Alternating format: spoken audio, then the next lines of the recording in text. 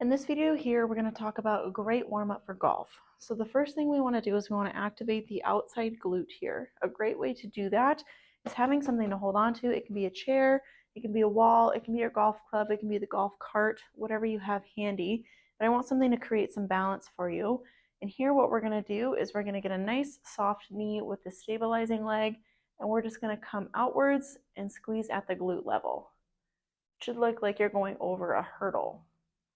You're nice and slow and controlled.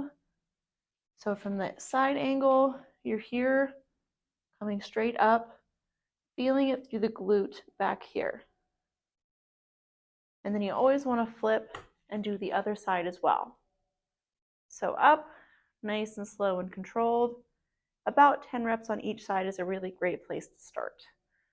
From here, we're going to go into activating the posterior glutes, the back side, and waking up those hip flexors a little bit by doing a squat.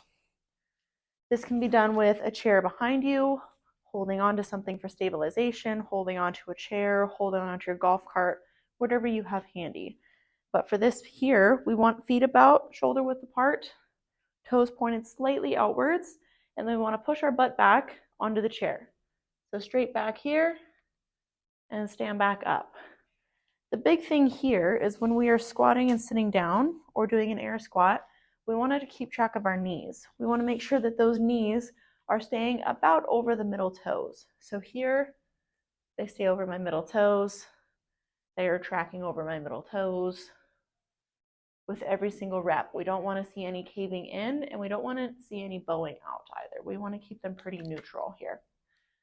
When doing a squat, it's been said that we can't go knees past toes. If that is comfortable for you, that is a completely safe position to be in. So if you are squatting here with knees slightly over toes, that's okay. If we need to push backwards a little bit, touch on that seat, that is also an okay squat. In terms of the upper body position, we don't want to be too straight up, and we don't want to be so bent over that we're almost parallel to the floor. Somewhere in the middle where you have nice balance. A lot of people will put arms forward for this one to create extra balance, counterbalance in the front. Nice and up like this.